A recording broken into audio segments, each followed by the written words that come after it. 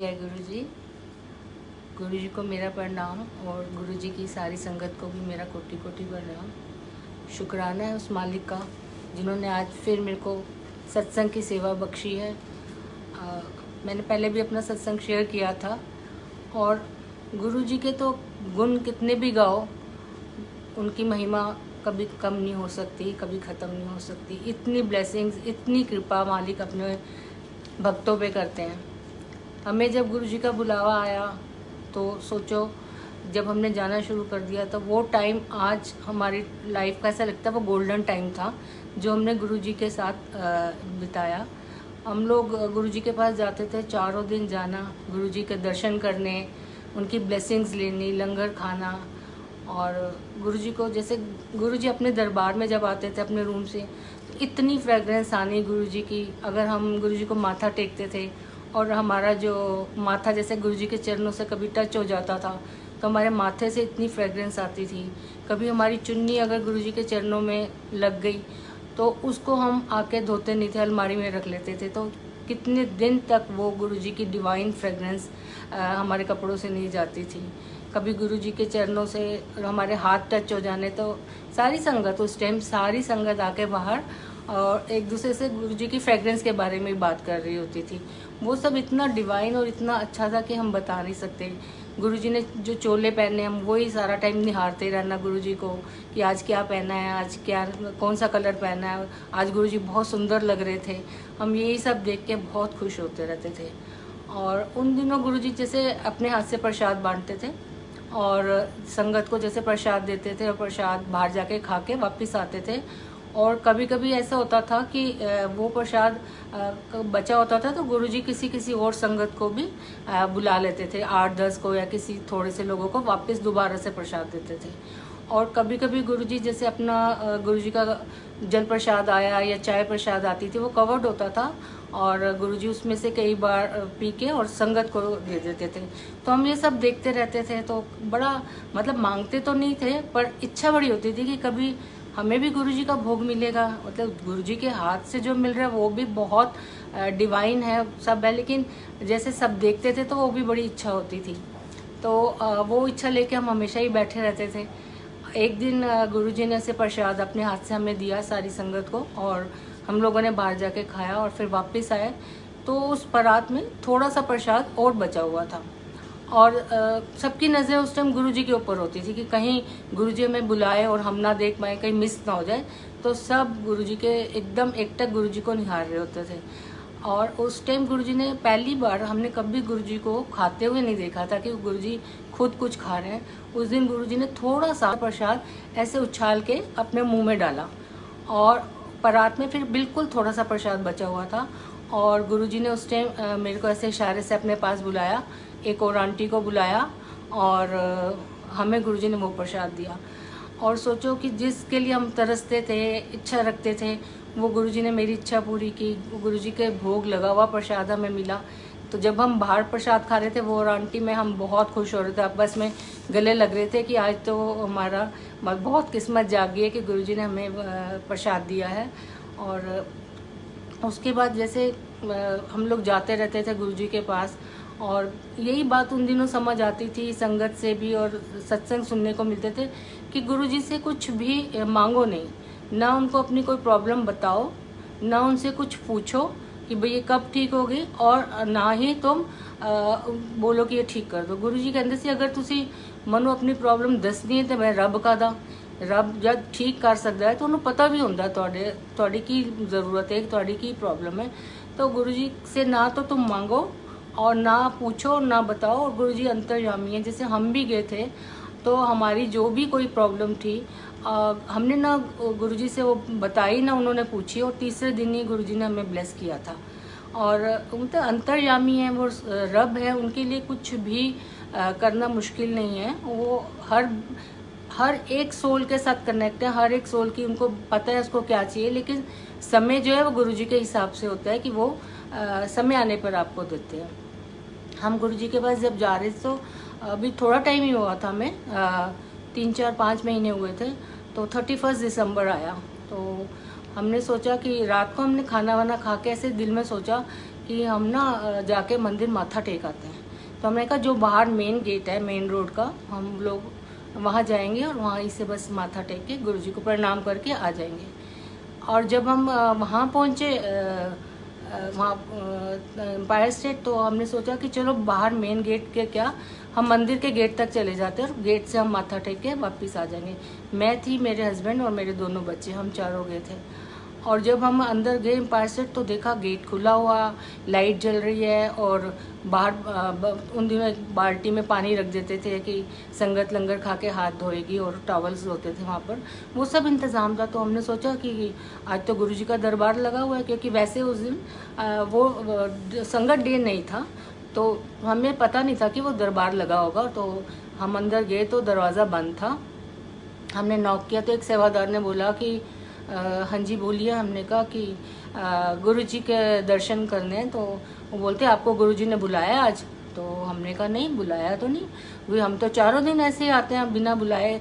तो बोलते नहीं, वो अलग बात है, आज जो 31 को गुरुजी ने जिन संगत को बुलाया है वो ही आ सकते हैं। तो हमने कहा नहीं, हमें बुलाया तो नहीं, पर अगर हम अब आए हैं तो प्लीज़ दरवाज़ा खोल दीजिए, हम गुरुजी के दर्शन कर लेंगे, क्योंकि इतनी दूर से आके आपको दर्शन ना मिले तो सोचो कितनी मतलब मन खराब होता है। तो बोलते नहीं नहीं, वो अपनी मतलब उस पर थे कि नहीं खोलना नहीं करना। फिर पता नहीं उनको कुछ लगा, उन्होंने कहा अच्छा आप रुको, मैं अंदर से पूछ के आता हूँ। उन्होंने शायद गुरुजी से पूछा होगा कि बाहर कोई संगत खड़ी, क्योंकि वो हमें जानते तो थे नहीं नाम से। तो गुरुजी की आज्ञा हो गई तो हम लोग अंदर चले गए। तो हमने आपस में इतना हम डरे हुए थे कि हम बिना बुलाए आ गए। अब डांट भी पड़ सकती है गुरुजी से सबके सामने, और हो सकता है हमें मतलब दरवाज़ा भी खुलेगा कि नहीं। तो जब तक वो सेवादार वापस आ रहा था तो हम आपस में कह रहे थे अगर खोल दिया दरवाज़ा तो हम बैठेंगे नहीं, बस माथा टेक के फटाफट बाहर आ जाएंगे। तो उन्होंने हमें दरवाज़ा खोल के अंदर, गुरुजी के हुक्म हुआ, हम अंदर गए। और हमने जैसे ही गुरुजी को माथा टेका और गुरुजी खुश थे, गुरुजी ने कुछ भी नहीं हमें बोला। तो हमने एक दूसरे को इशारा किया कि अब दर्शन हो गए, माथा टेक लिया, तो अब हम वापस चलते हैं। तो जैसे हम मुड़ के किचन के उस साइड तक आए तो गुरुजी ने एक सेवादार को कुछ बोला, तो उन्होंने आके हमें बोला कि आप लोग बैठ जाओ। तो उन्होंने हमें वहाँ किचन के बाहर बिठा दिया। थोड़े से लोग थे, इतनी संगत थी कि दीवार के वॉल के आसपास थे, बस सेंटर सारा खाली था। और एक छोटा सा बच्चा डांस वगैरह कर रहा था और ज़्यादा कोई लोग नहीं थे। तो जब हम वहाँ बैठे तो उन्होंने हमें लंगर ला के, गुरुजी ने उनको अपने पास बुलाया सेवादार को और उनको बोला इनको लंगर दो। तो गुरुजी ने हमें लंगर दिया। वो बड़ा उस दिन स्पेशल लंगर था जो कि नॉर्मली नहीं होता। गुलाब जामुन और ऐसे कुल्हड़ में दूध, बादाम वाला, गाजर का हलवा, बहुत मतलब डिफरेंट और बहुत अच्छा वाला लंगर था उस दिन। तो हमने जब वो लंगर खा लिया तो फिर हमने एक दूसरे को इशारा किया कि अब तो बस बहुत ज़्यादा हो गया, अब डांटना पड़े, अब लंगर खा लिया, अब हम उठते हैं। तो जैसे हम फिर से उठने लगे तो सेवादार ने बोला नहीं नहीं आप लोग अब बैठे रहो, जब गुरुजी अब आपको आज्ञा देंगे अब तभी जाना। तो हम लोग फिर रिलैक्स हो गए कि चलो अब तो हमारी जैसे एंट्री हो गई है, और हम आराम से वहाँ बैठ गए और इन्जॉय करने लगे जो जो वहाँ हो रहा था। और गुरुजी किसी से बात कर रहे हैं, गुरुजी को देख रहे हैं सब। फिर थोड़ी देर के बाद फिर से प्रसाद आया जो गुरुजी ने अपने हाथ से बांटना था। उस दिन गाजर का हलवा था प्रसाद में। और गुरुजी ने जब वो प्रसाद बांटना शुरू किया तो गुरुजी ने बताया कि अपने मुंह से बोला कि आज ये वाला प्रसाद बहुत पावरफुल है, खाओगे तो पता चलेगा। तो मतलब गुरुजी का प्रसाद तो हमेशा ही पावरफुल होता है, पर उस दिन गुरुजी ने खुद मुंह से जैसे बोला, और पता नहीं वो उसमें कितनी पावर होगी उस प्रसाद में। तो वो संगत ने सब जो भी लोग थे सबको गुरुजी ने वो हलवा दिया और हमने खाया। कितनी ब्लेसिंग्स उसमें छिपी होंगी जो हमारी पूरी लाइफ काम आती हैं। मतलब ऐसे हमें समझ भी नहीं आ सकती कि गुरुजी हमारा किस रूप से, किस तरह से हमारा कुछ कल्याण कर रहे हैं। तो गुरुजी के पास जैसे भी जो भी संगत आती थी तो बस सबको यही होता था कि आप डायरेक्ट कनेक्शन गुरुजी के साथ रखो और अपना ब्लेसिंग्स लो। और उस टाइम सत्संग हम सुनते थे कि अंकल एक कहते थे कि गुरुजी के अंदर की संगत ना मेरी ब्लेसिंग रिसीव नहीं कर पाती और सारी मेरी ब्लेसिंग्स कारपेट पे रुल दी है। तो हमें ये बात नहीं उस टाइम समझ आती थी कि क्यों नहीं हम लोग लेते गुरुजी की ब्लेसिंग्स। हम जाते हैं तो क्यों कारपेट पे रुलती हैं ब्लेसिंग्स गुरुजी की, हम क्यों नहीं उनको ले पाते। तो एक बार मेरी बेटी को गुरुजी ने ऐसे दर्शन में बताया कि दिखाया कि संगत आ रही है मंदिर, और बहुत संगत ऐसी है जिन्होंने अपने सिर के ऊपर छलनी रखी हुई है, और बहुत संगत ऐसी है जिन्होंने कुछ बर्तन जैसे पतीला या कढ़ाई बड़ी सी उल्टी रखी हुई है, और उल्टी कढ़ाई और उल्टे बर्तन और छलनी लेके जब वो गुरुजी के पास जाते हैं और गुरुजी उनको ब्लेस करते हैं, तो सारी ब्लेसिंग्स उनकी वेस्ट हो जाती है, क्योंकि उल्टे बर्तन में कभी ब्लेसिंग रुक नहीं पाएगी। आप कोई पानी भी डालो, कुछ भी डालो, तो हमेशा बह ही जाएगा। तो गुरुजी कहते हैं देख ए लोग मैं देने वास्ते बैठा पर लैन दे काबिल नहीं अजय बन रहे, मतलब कनेक्ट नहीं हो पा रहे हम गुरुजी से।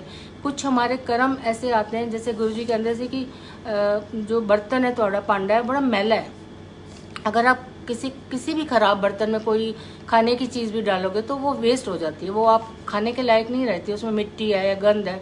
तो हम लोग भी पहले उस बर्तन को अच्छी तरह साफ़ करते हैं, धोते हैं और चमकाते हैं, उसके बाद उसको यूज़ करते हैं कि अब ये खाने के लायक हो गई है। तो गुरुजी भी कहते थे कि तुसी जो मेरे को सब मैले आंदे हो, तो मैनू मेहनत करनी पैंदी बड़ी तुहाडा भांडा चमकाने वास्ते।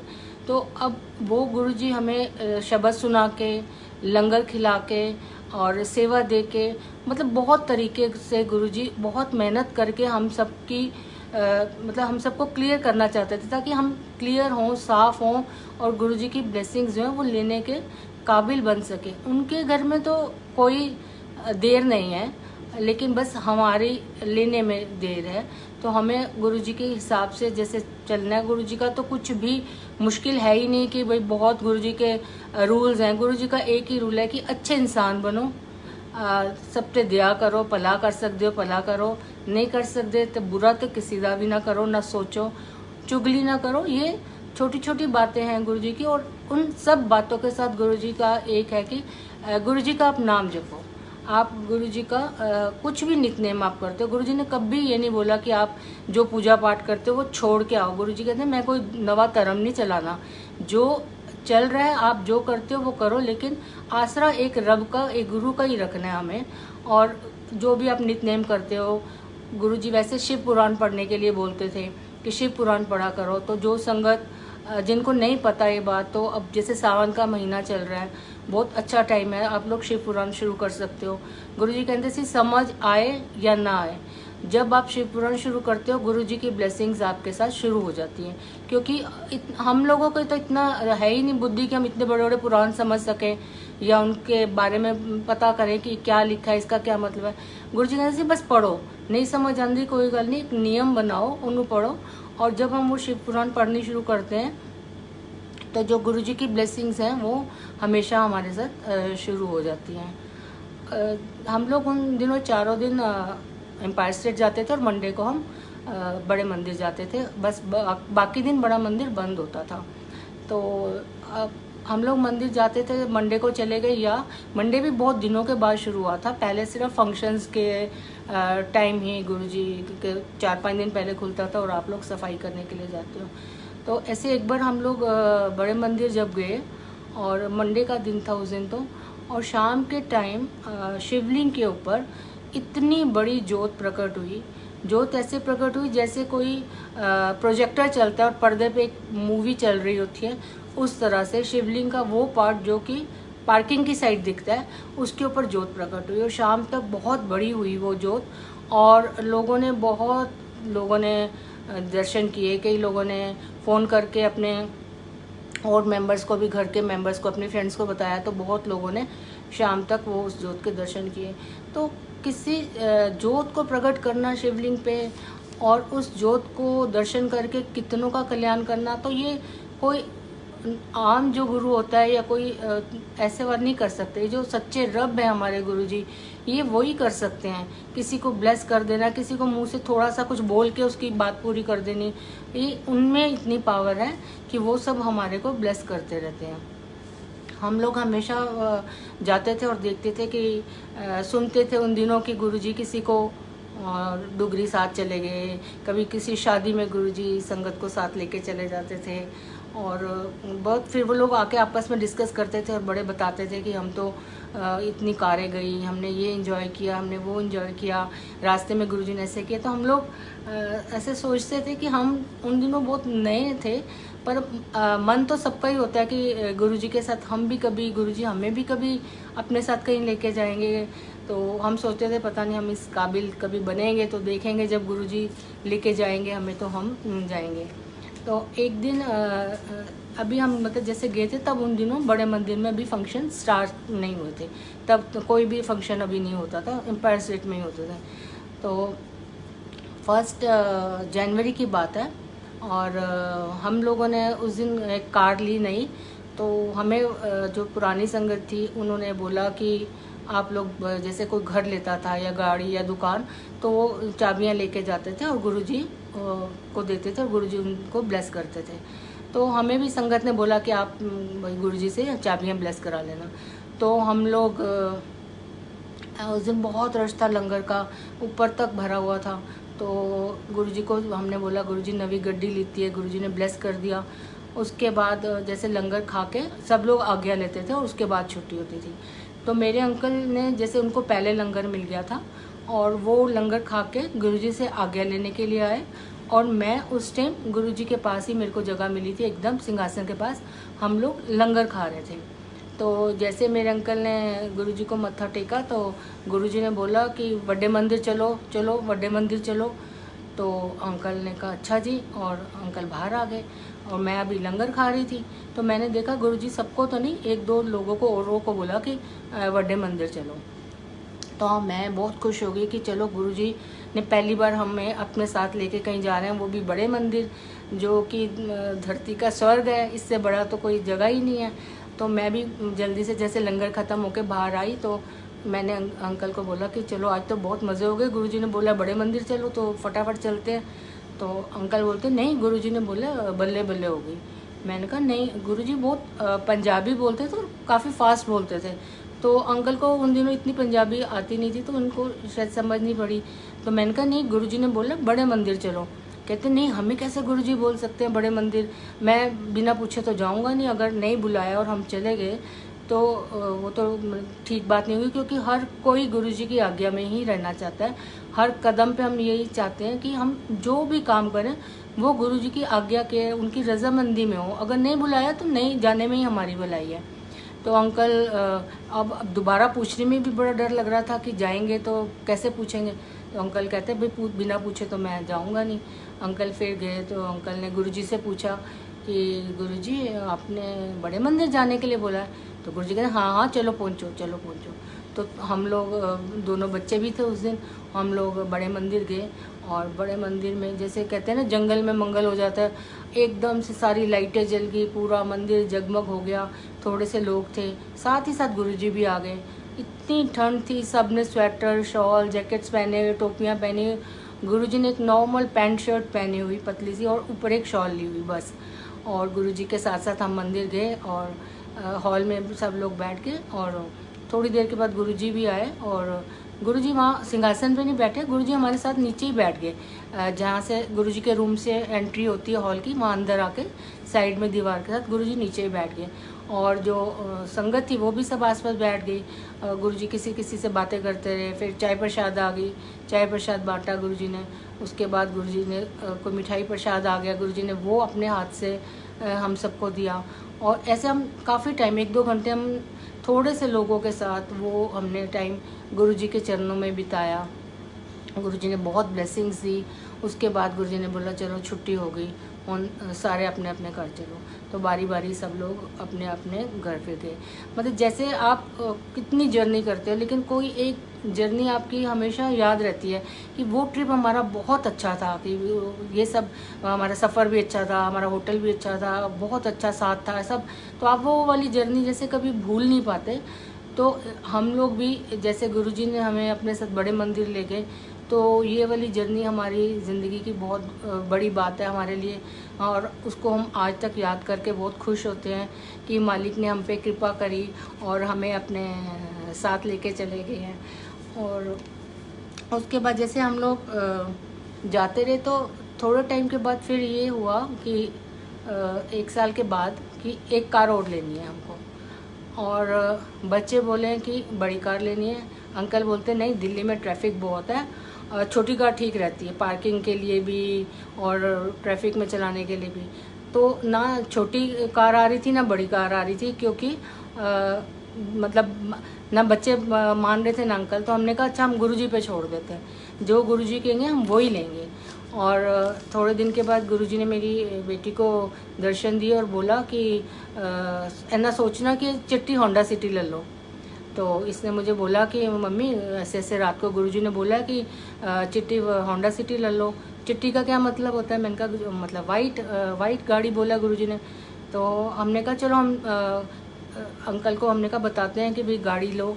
फिर मेरी बेटी कहती है कि मम्मी कहीं मेरी सोच तो नहीं होगी ये कि मेरे को बड़ी गाड़ी पसंद है, तो मैंने सोच लिया हो कि गुरुजी ने मुझे कहा है, तो मैं एक बार और कंफर्म होगा, गुरुजी एक बार और बोलेंगे ना हम फिर लेंगे। तो थोड़े दिन के बाद फिर से गुरुजी ने बोला कि तुहानू क्या था भाई चिट्टी होंडा सिटी ले लो, लेंदे क्यों नहीं? तो इसने कहा मम्मी अब पक्का हो गया कि गुरुजी ने ही बोला है और अब हम कार ले लेते हैं। तो हम मंडे का दिन था, हम लोग मंदिर जा रहे थे, तो रास्ते में यही सब डिस्कस कर रहे थे। और हम लोग कहते हैं ना दिमाग लगाए बिना मानते नहीं है भाई, इतना गुरुजी ने 2 बार बोल दिया फिर भी हम लोग जैसे वो थे। तो हमने कहा अच्छा चलो आज बड़े मंदिर जा रहे हैं, अगर वहाँ सत्संग में कोई भी कार का जिक्र हुआ या कोई भी गुरुजी ने इशारा किया या हिंट दिया और वो कंफर्म होगा, फिर तो मतलब हमने सोचना ही नहीं। और हम लोग जब मंदिर गए तो वहाँ पर सत्संग चल रहा था, बहुत सत्संग होते थे उन दिनों। आगे फ्रंट साइड में, बैक साइड में, सीढ़ियों में, कहीं भी संगत इकट्ठी हो जाती थी। 2-2 3-3 जगह ग्रुप बन के जैसे सत्संग चलते थे। तो मंदिर की बैक साइड पे, हॉल की बैक साइड पे वहाँ मनी अंकल थे, मनी अंकल सत्संग कर रहे थे। तो हम लोग भी वहाँ बैठ के सत्संग सुन रहे थे।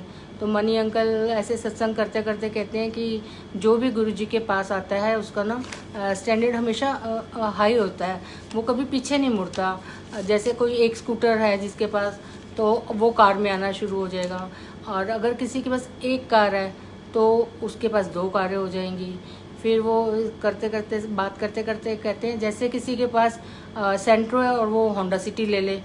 तो हम लोग इतने हैरान हुए कि मतलब इतनी ब्रांड्स की कारें सड़क पे चल रही हैं। अंकल किसी और का भी नाम ले सकते थे, कोई और गाड़ी का भी बोल सकते थे, और उन्होंने होंडा सिटी बोला। फिर तो हमने सोचा कि अब तो कंफर्म है, 3 बार गुरुजी ने बोल दिया। फिर हम नेक्स्ट डे ही जाके गाड़ी लेके आए। तो मतलब छोटी छोटी चाहे बातें हैं हमारी लाइफ की, चाहे वो गाड़ी है या बच्चों की शादी है या जॉब है, हमारा मतलब है तो लाइफ की छोटी बातें, लेकिन अगर गुरुजी उसको आपको हाँ कर रहे हैं और आपके साथ हैं तो उसमें खुशी बहुत मिल जाती है कि भाई इससे अच्छा क्या हो सकता है कि हमें खुद भगवान आके बता रहे हैं तुम ये काम करो और हम वो उस काम को कर रहे हैं, तो वो हमारे लिए एक ब्लेसिंग है। वो कार नहीं होती, फिर वो ब्लेसिंग्स बन जाती है। और गुरुजी की कृपा से जैसे हम लोग हमेशा जाते रहे, आते रहे, सत्संग में चले गए, मंदिर चले गए, सेवा गुरुजी ने बख्शी। जैसे मैंने पिछले सत्संग में भी बताया था, गुरुजी ने बहुत साल पहले सेवा का बोला मुझे, इतने साल पहले, कि तेरे को सेवा देंगे, लंगर सेवा देंगे। और वो जब टाइम आया तो गुरुजी ने मुझे वो लंगर सेवा बख्शी। और एक बार गुरुजी जैसे उन दिनों ना कोई भी संगत की शादी होती थी तो वो कार्ड लेके आते थे गुरुजी के पास। गुरुजी उनको अपने हाथ से बांटते थे, कभी कभी सेवादारों से भी बंटवाते थे। तो एक अंकल की घर बेटी की शादी थी, तो गुरुजी ने वो कार्ड हमें भी दिया शादी का। और वो शादी वसंत कुंज में किसी फार्म हाउस में थी। और हमें ये पता चला कि उस शादी में गुरुजी ने भी आना है, क्योंकि नॉर्मली ऐसा नहीं होता था कि हर शादी में गुरुजी जाएं, संगत को तो भेजते थे और गुरुजी खुद किसी किसी शादी में जाते थे। तो हमें पता चला कि उस शादी में गुरुजी ने भी आना है। तो हम लोग सुबह से बहुत एक्साइटेड थे कि भाई हमको शादी में जाना है आज। हमको तो गुरुजी के एक डे और एक्स्ट्रा मिल गया कि गुरुजी के दर्शन होंगे, गुरुजी के पास बैठेंगे। और हम सुबह से बहुत खुश हो रहे थे। और उस दिन इतनी बारिश हो रही थी, इतनी बारिश हो रही थी कि बंद होने का नाम नहीं था। पर गुरुजी की कृपा से शाम होते होते बारिश बंद हो गई। हम लोग वहाँ शादी में पहुँचे तो वो फार्म हाउस तो पूरा गीला हो चुका था, पूरी घास गीली हो गई, और जो उन्होंने सिटिंग अरेंजमेंट किया था, टेबल चेयर्स, उसके जो कपड़े बिछे हुए थे, सब गीले हो गए। तो संगत के लोग सारे लग गए ठीक कराने में।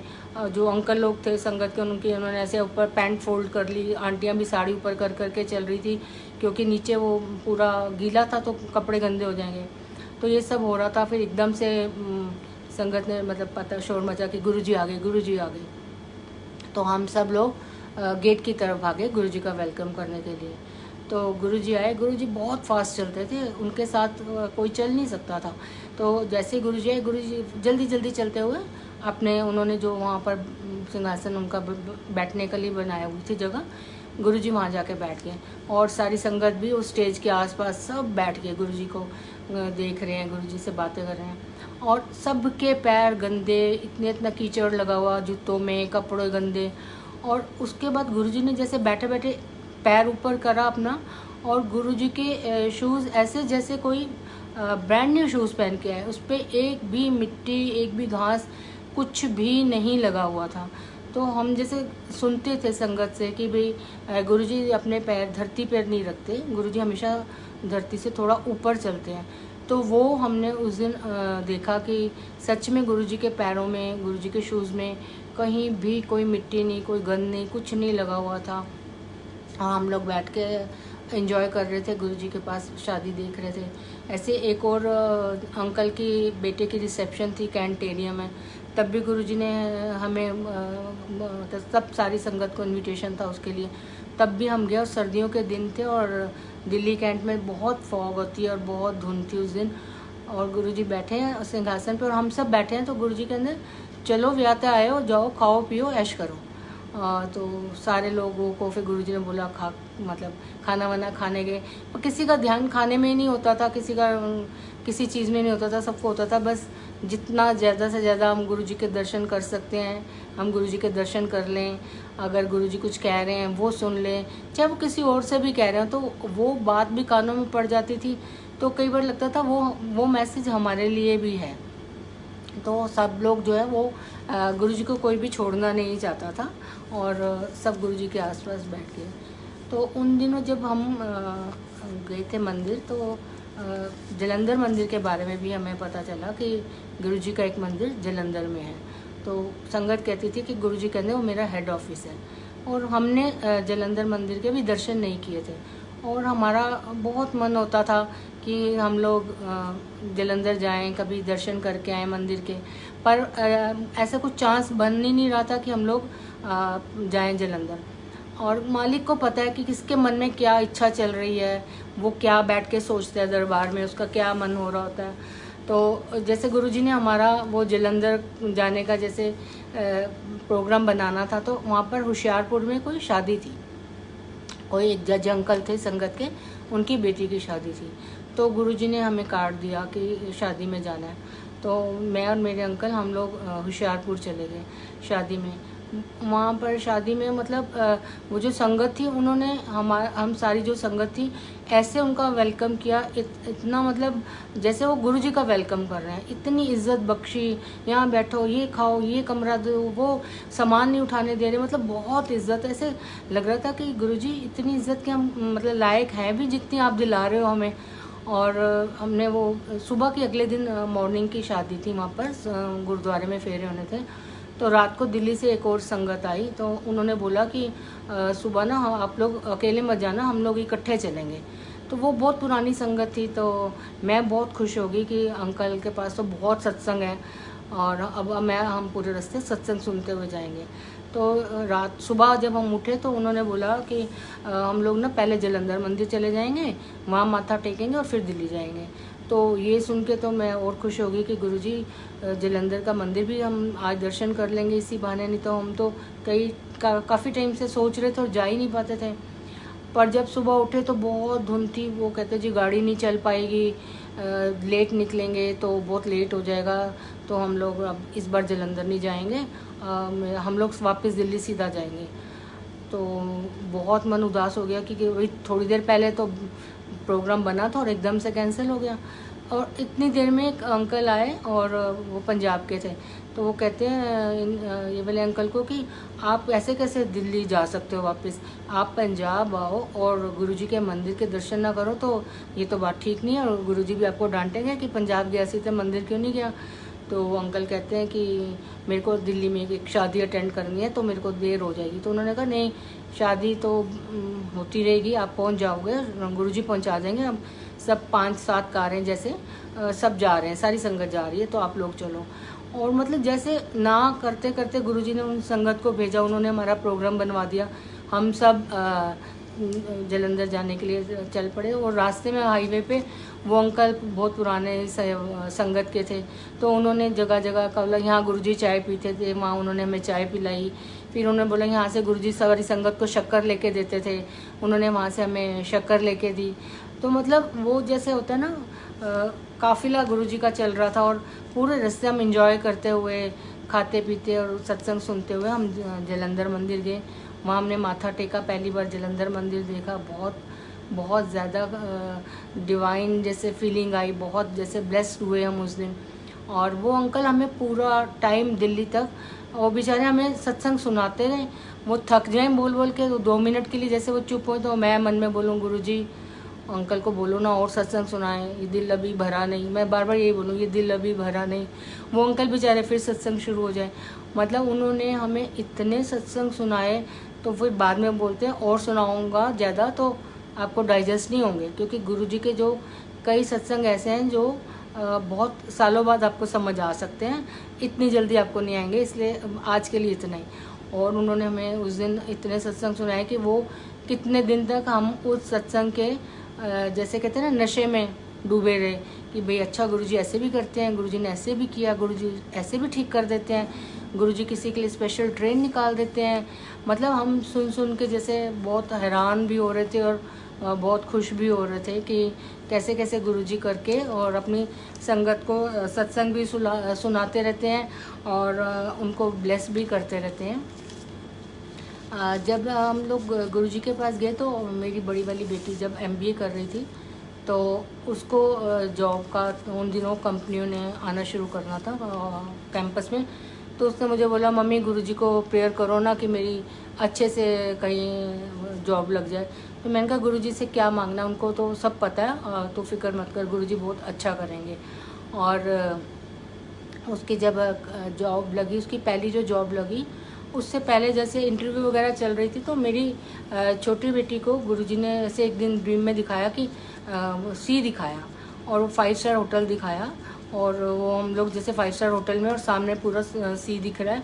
तो उसने बोला ये तो बॉम्बे का ताज पैलेस है, तो मम्मी अब लगता है इस बार छुट्टियों में हम लोग बॉम्बे जाएंगे घूमने के लिए और उसी होटल में ठहरेंगे। गुरुजी ने मुझे वो होटल दिखाया पूरा।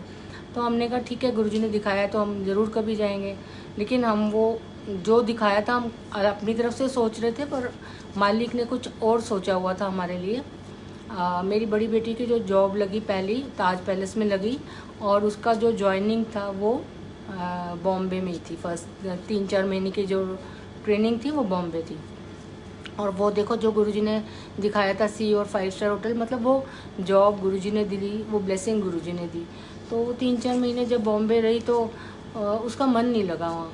कहती मम्मी मेरा तो बॉम्बे में मन नहीं लग रहा, और ये लोग जब ट्रेनिंग ख़त्म होगी तो ये कह रहे हैं कि होम टाउन किसी बच्चे को नहीं मिलेगा, दिल्ली वालों को कैलकाटा भेजेंगे, कैलकाटा वालों को कहीं और भेजेंगे। तो ये तो मुझे लगता नहीं मैं बॉम्बे से वापस दिल्ली आ पाऊँगी, और मुझे तो आगे कहीं भेज देंगे।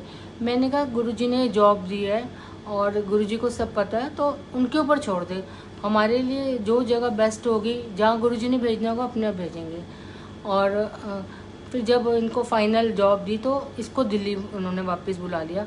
पूरे ग्रुप में एक यही थी बच्चा जो अपने घर वापस आया था, बाकी कोई भी लोग घर में नहीं आए थे, वो दूसरी जगह उनको पोस्टिंग हुई थी। और जब ये दिल्ली से आके यहाँ धोला कुआं में ताज ज्वाइन किया, और उसके कुछ टाइम पे बाद ही बॉम्बे में वो जो टेररिस्ट अटैक हुआ था, बॉम्ब ब्लास्ट हुए थे, उसमें कितने लोगों की जान गई थी। लेकिन उससे पहले ही ट्रेनिंग ख़त्म हो गई, गुरुजी ने उसको घर वापस एकदम सेफ घर आ गई अपने, और इसने यहाँ ताज में जॉब शुरू कर दी। और मतलब एक सत्संग मैं आपको सुनाती हूँ, सुन के लगता है कि बात छोटी है, पर छोटी बात में भी गुरुजी की कितनी ब्लेसिंग्स हैं, ये देखने वाली बात होती है। मेरी बेटी जब जाती थी तो वहाँ पर ऑफिस की लॉन्ड्री होती थी। उनको होता था कि थोड़े दिन के बाद, 4-5 दिन के बाद ये लोग अपनी लेके जाते थे सारे ट्राउज़र्स और साड़ियाँ और उनका बिजनेस सूट होते थे, और वो सब ड्राई क्लीन होकर नेक्स्ट टाइम वापस आ जाते थे। तो ये हमेशा ऐसे होता था। एक दिन क्या हुआ कि इसके बहुत कपड़े इकट्ठे हो गए थे और बहुत बड़ा वो गट्ठर सा बन गया था, और इसने मैंने इसको बोला तो कल ये लेके चली जा ऑफिस, नहीं तो बहुत मुश्किल हो जाएगी, कब ये धुलेंगे, कब वापस आएंगे। तो उसने कहा ठीक है मम्मी, मैं सुबह ले जाऊँगी। नेक्स्ट डे कुछ ऐसा हुआ कि ये अपनी गाड़ी में नहीं गई, इसको आगे ऑफिस से कहीं जाना था क्या, तो इसने कहा मैं ना ऑटो में जाऊँगी आज। मैंने कहा ठीक है। ये सुबह 7-8 बजे ये अपना ऑटो में चली गई, और सर्दियों के दिन थे, बहुत ठंड थी। और जब ये चली गई तो इसका घंटे डेढ़ के बाद ही फ़ोन आया कि मम्मी मैं तो वो जो लॉन्ड्री का बैग था वो तो मैंने ऑटो में ही छोड़ दिया, मैं भूल ही गई, मैं ऑफिस चली गई काम के उससे और वो बैग वहीं रह गया। मैंने कहा वो बैग कैसे मिलेगा, वो तो ऑटो है, कहीं भी सवारी मिलती है, पूरी दिल्ली में घूमेगा, तो अब तो वो तेरे कपड़े गए। मैंने कहा इतने कपड़े गए, वो फिर से बनाना एक बहुत बड़ा काम है। और तो मैंने इससे पूछा तूने वो ऑटो लिया कहाँ से था, तो इसने बोला हमारे घर के पास जो स्टैंड है वहाँ से लिया था। तो मैंने कहा चलो स्टैंड में तो फिक्स होते हैं, मैं जाके पता करती हूँ। तो मैंने वहाँ एक चाय वाला था जो ऑटो स्टैंड पे हमेशा खड़ा रहता था, ऑटो वालों को चाय बना के देता था। तो मैंने उससे पूछा कि भैया ऐसे ऐसे सुबह 8 बजे कौन सा ऑटो वाला गया था। कहता है जी मैडम ऐसे तो हमें नहीं पता चल सकता, बहुत लोग आते जाते रहते हैं, और आप कल आना, मैं पता करके रखूँगा। मैंने कहा ठीक है। नेक्स्ट डे मैं फिर गई तो कहता है जी नहीं मुझे कुछ पता नहीं चल रहा, मतलब इधर उधर की बात बना रहा था। तो मैंने उसको बोला कि अच्छा ऐसा कर, तू पता करके रख, मैं ना तेरे को इनाम दूंगी, क्योंकि हमारे वो बहुत ज़रूरी कपड़े हैं, बहुत ज़रूरी सामान रह गया, तो तू पता करके दे तो मैं तेरे को कुछ इनाम दूंगी। तो थोड़े इनाम के लालच में उसने बोला कि आप ना अपना फ़ोन नंबर दे दो, मैं आपको पता करके बताऊँगा। तो नेक्स्ट डे ना उसका फ़ोन आया कि मुझे पता चल गया वो कौन सा ऑटो वाला था जो लेके गया था सवारी को। पर मैडम वो ऑटो वाला तो बहुत मतलब चरसिया है, वो तो थोड़े थोड़े 50-100 रुपये के लिए भी चीज़ बेच सकता है, क्योंकि उसको तो चरस वरस चाहिए होती है, तो आपके कपड़े तो मिलने बड़े मुश्किल हैं। तो मैंने कहा अच्छा ठीक है। वो फ़ोन रख के मैं ऐसे गुरुजी की तरफ देख के मैंने सोचा कि गुरुजी अब क्या करूँ, ये तो कपड़े मिलेंगे नहीं। तो हमारे जहाँ हम रहते हैं वहाँ पर एक फैमिली रहती थी जो उनके हस्बैंड पुलिस में थे। मैंने ऐसे दिमाग में आया, मैंने कहा अगर मैं इनको बोलूँ एक अपना कोई कांस्टेबल वहाँ में दे दें और जाके थोड़ा सा ऑटो वाले को डराए तो कपड़े ज़रूर मिल जाएंगे। फिर मैंने एकदम सोचा, मैंने कहा अल्लाह इतनी थोड़ी सी छोटी बात के लिए मैं पुलिस के चक्कर में फंस रही हूँ, हमें पुलिस हमें ही परेशान कर देगी, मेरी बेटी को ही परेशान करेगी। तो मैंने कहा गुरुजी मेरी पुलिस तो आप हो, मेरे को क्या बाहर की पुलिस का इंतज़ाम करना, आप मेरी पुलिस हो, जो करना है आप करोगे। और मैंने गुरुजी को से प्रेयर करी, और आप सोचो संगत जी कि जैसे प्रेयर मैं मन में कर रही हूँ उसी टाइम उसका फ़ोन बजता है चाय वाले का, और बोलता है मैडम आपके कपड़े मिल गए, आके ले जाओ। तो मैंने कहा अभी थोड़े टाइम पहले तो तू बोल रहा था नहीं मिलेंगे, अब कैसे मिल गए। कहता आप आओ मैं आपको बताता हूँ। मैं जब गई तो बोलता है कि मैडम मैंने क्या किया, उस ऑटो वालों को बोल को ना पुलिस का डर दिखाया। मैंने उसको बोला कि मैडम आई थी पुलिस लेके, अब वो तेरे घर तक भी आएगी और तू ना बहुत चक्करों में पड़ा हुआ है, तो पुलिस तेरे को बहुत मुश्किल में डाल सकती है, तो चुपचाप उनके कपड़े दे जा। तो कहता है मैडम पुलिस के डर से ना वो पूरे कपड़े आपके पूरा पैकेट पूरा लॉन्ड्री बैग दे के चला गया। सोचो मैं घर में बैठ के मन में सोच रही हूँ कि गुरुजी आप मेरी पुलिस हो भाई, आपने जो करना करना। और इतनी कोई बड़ी बात भी नहीं थी कि बहुत लाखों का नुकसान हो गया, तो मैं भी उसको बहुत लाइटली ही ले रही थी। लेकिन देखो महाराज की जैसे कृपा होती है, वो छोटी से छोटी हमारी मुश्किल को भी कैसे उन्होंने सॉल्व कर दिया, और वो पूरे मिले, हमें कपड़े वापस मिले। मैंने उस चाय वाले को बोला, मैंने कहा देख भैया हमारे गुरुजी के मंदिर में चाय प्रसाद मिलती है और समोसा मिलता है, और तू आज मैंने उसको वहाँ से दूध वगैरह सब लेके दिया और इनाम भी दिया। मैंने कहा आज तू ना जितने भी ऑटो वाले आएंगे ना सबको फ्री में चाय पिलाना, पैसे मत लेना हमारी तरफ से, ये गुरुजी का प्रसाद है, क्योंकि ये गुरुजी की ब्लेसिंग्स से ही हमें मिला। ऑटो वाले को तो चलो नहीं समझ आई होगी गुरुजी की बात, लेकिन मेरे को तो ये समझ आ रही थी कि ये जो सारा हुआ है काम, ये गुरुजी की कृपा से हुआ है। कहते गुरुजी की नज़र हमारे ऊपर हर समय है, हर समय हर पल हम क्या बोल रहे हैं, क्या सोच रहे हैं, क्या जा रहे हैं, वो गुरुजी कहते हैं ना सीसीटीवी कैमरे हमारे अंदर फिट करके रखे हुए हैं। आप कुछ भी करोगे, कर्मों का हिसाब सारा वहाँ पर ऊपर जाता है, गुरुजी के पास पहुँचता है। इसीलिए कहते हैं कि भाई हम कहते हैं ना कि कौन देख रहा है, कुछ भी कर लो, लेकिन कोई चाहे ना भी देख रहा हो, लेकिन वो रब हमें देख रहा है हम क्या कर रहे हैं और कैसे कर रहे हैं। तो गुरुजी के पास जो भी संगत जुड़ती है वो इस बात को अच्छे से महसूस करती है कि गुरुजी हमेशा सबके साथ होते हैं। कोई भी संगत ऐसी नहीं होगी जो कहेगी कि मेरे पास सत्संग नहीं है। उनके सबके पास अपने सत्संग होते हैं कि गुरुजी ने हमारे साथ ऐसे किया, गुरुजी ने हमारा ये ठीक किया। क्योंकि गुरुजी के लिए हम सब बच्चे हैं, हम सब बराबर हैं। हम सोचते हैं कि पुरानी संगत या नई संगत वो कुछ नहीं है, क्योंकि महाराज का जो खजाना वो ऐसे नहीं है कि थोड़ा सा जो पहले आ गया वो लूट के ले गया। महाराज के खजाने में सबके लिए सब कुछ है। बस जब उनका बुलावा आता है, जब गुरुजी चाहते हैं हम उनके पास जाएं, जब गुरुजी की मेहर होती है, जब गुरुजी की नज़र हम पे पड़ती है, तो हम सबको ब्लेसिंग्स मिलती हैं। हमको आज भी मिल रही है, और जो 10 साल बाद गुरुजी के पास आएगा उसको भी गुरुजी की ब्लेसिंग्स मिलेगी। क्योंकि गुरुजी के उसमें घर में किसी चीज़ की कोई कमी नहीं है। बस हमको हमें लेने वाला बनना चाहिए कि हम कैसे लें उस ब्लेसिंग को, हम अपने कर्मों को सुधारें। जैसे गुरुजी कहते हैं कि दशवंत कड्डो, दान करो, दशवंत समय कड्डो, पूजा पाठ करो। ये सब बातें हम सिर्फ सुनते हैं, लेकिन हम लोग ये कर नहीं पाते हैं। तो वही है कि गुरुजी के पास जाके धीरे धीरे सारी बातें समझ आनी शुरू हो जाती हैं। छोटी छोटी बातें होती हैं, गुरुजी कैसे खुशियाँ देते हैं। हमारी 25th मैरिज एनिवर्सरी थी, और बच्चे कहते हैं कि हम बहुत धूमधाम से मनाएंगे, बैंकेट हॉल बुक करेंगे, पापा अपना डायमंड की रिंग बनाना, मम्मी को देना, ये करना वो करना। बहुत बड़ी बड़ी लिस्टें बन गई कि भाई मैरिज एनिवर्सरी ऐसे मनाएंगे, ऐसे मनाएंगे। पर कुछ बात ऐसी होगी कि वो जो भी हम प्लान कर रहे थे वो सब हो नहीं पाया। तो हमने कहा चलो हम जिस दिन मैरिज एनिवर्सरी से एक दिन पहले मंदिर जाएंगे, और हम लोग रात को 12 बजे तक बड़े मंदिर में रुकेंगे और गुरुजी को माथा टेक के गुरुजी से ब्लेसिंग्स लेंगे। और नेक्स्ट डे संगत डे नहीं था, तो हम लोग डिनर वगैरह कर लेंगे, मूवी देख लेंगे, बस नॉर्मल जैसे तरीके से मना लेंगे। मैरिज एनिवर्सरी की लार्ज स्केल वाली नहीं हो पा रही।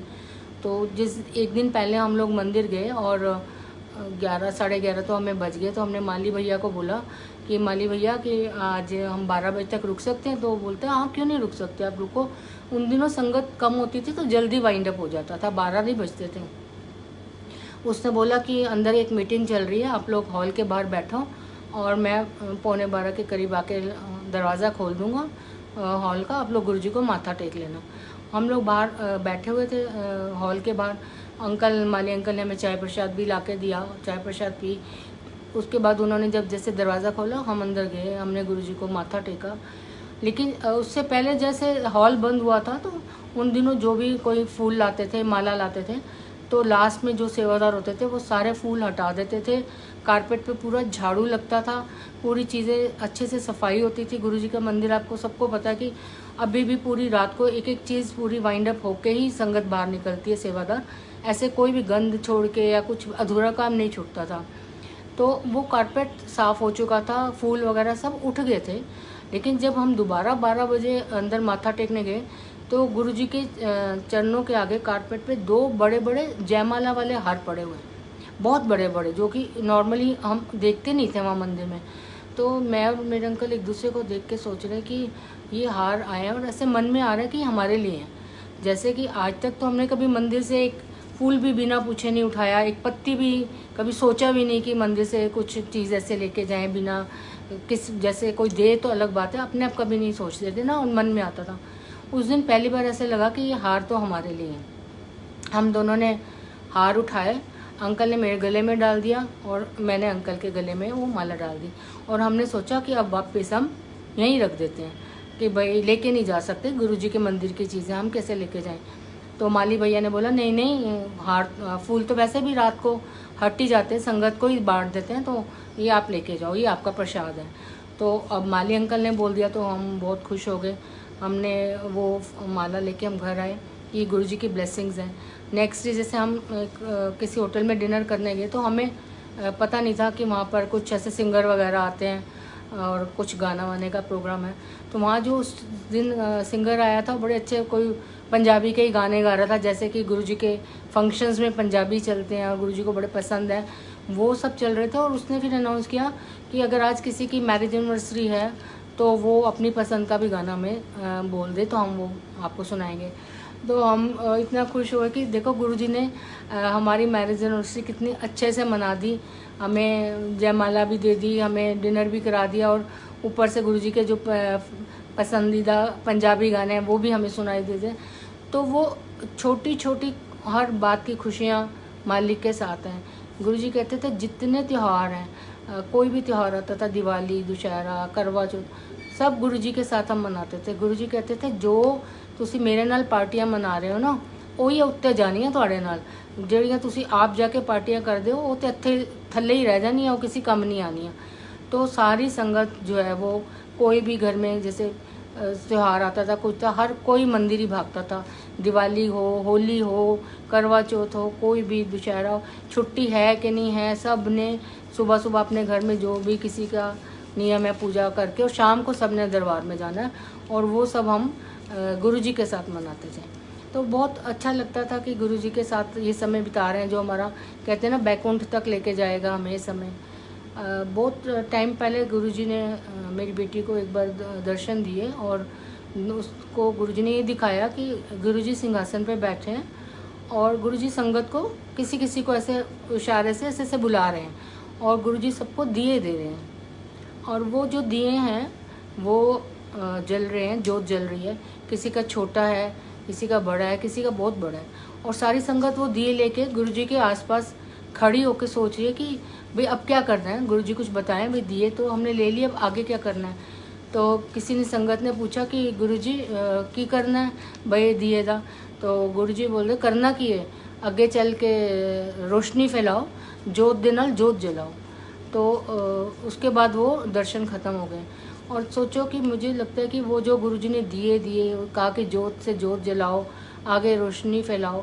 तो आज देखो इतने सत्संग हो रहे हैं, इतने लोग सत्संग सुन रहे हैं, वो रोशनी ही फैल रही है। वो मालिक की जो हम वड्याई कर रहे हैं, जो हम उनका शुक्राना कर रहे हैं, ये जो नई संगत है जिनको गुरुजी के बारे में अभी भी कई बहुत नई संगत जुड़ रही है जो जानना चाहती है गुरुजी के बारे में, तो उनके लिए तो ये रोशनी हो रही है कि हम आगे फैला रहे हैं और गुरुजी का नाम आगे जा रहा है। तो ये जो भी आज सत्संग हो रहे हैं, गुरुजी का हम नाम ले रहे हैं, ये सब गुरुजी की प्लानिंग मतलब कई साल पहले की थी। और गुरुजी को पता था ऐसा औखा टाइम आएगा कि हम लोग मंदिर भी नहीं जा पा रहे हैं, ना लंगर खा पा रहे हैं, ना गुरुजी के दर्शन कर पा रहे हैं। तो गुरुजी कहते थे कोई टाइम आएगा कर कर मेरा मंदिर बनेगा। तो आज वो टाइम आ गया कि हर घर में गुरुजी का मंदिर है, हर कोई अपने तरीके से गुरुजी को याद कर रहा है, गुरुजी की जोत जला रहा है, शब्द सुन रहा है, सत्संग कर रहा है, सत्संग सुन रहा है। तो मतलब इतना आसान तरीका गुरुजी ने हमारे लिए कर दिया कि जो हम कर पाए। कोई मुश्किल वाली पूजा पाठ होती तो शायद हम लोग तो नलायक ही हैं, शायद फेल ही होते, पर मालिक ने इतना आसान तरीका संगत को ब्लेस करने के लिए बनाया है कि कोई बात नहीं मंदिर आ पा रहे, आप घर बैठे हो और घर में ब्लेसिंग्स लो। और मुझे लगता है जो भी कोई संगत होगी इस टाइम सब यही कह रहे होंगे कि घर बैठ के हमने ज़्यादा गुरुजी को याद किया, हमारा ज़्यादा कनेक्शन गुरुजी के साथ बन रहा है, क्योंकि आपके पास बहुत टाइम है, आप कनेक्ट हो सकते हो इस टाइम गुरुजी के पास। सुबह आप खाली हो, शाम को आप गुरुजी का नाम ले सकते हो। तो ये सब गुरुजी की कृपा है जो संगत के ऊपर बरस रही है। गुरुजी ने हम सबको ब्लेसिंग करने का इतना आसान एक तरीका दिया है, गुरुजी का लाख लाख शुक्राना है। गुरुजी ऐसे ही हम सब सारी संगत के ऊपर कृपा करना, और इस मुश्किल वाली घड़ी में जो इतनी टाइम सबके पूरे वर्ल्ड के ऊपर टफ आया है, गुरुजी हम सबको हाथ जोड़ के अरदास है हम सबको इस मुश्किल समय से बाहर निकाल लो, हमें अपनी शरण में रखना, हमेशा आपके चरणों में रहें, कभी भी आपके सिवा ना हम किसी के बारे में सोचें और ना ही आपको किसी और के बारे में सोचने दें। गुरुजी हम आपका हाथ पकड़ें, आप भी हमारा हाथ पकड़ के रखना। बहुत सत्संग है, गुरुजी की कृपा हुई, गुरुजी ने फिर मौका दिया सेवा का, तो मैं नेक्स्ट टाइम फिर आपके साथ सत्संग शेयर करूँगी। Thank you so much. जय गुरुजी।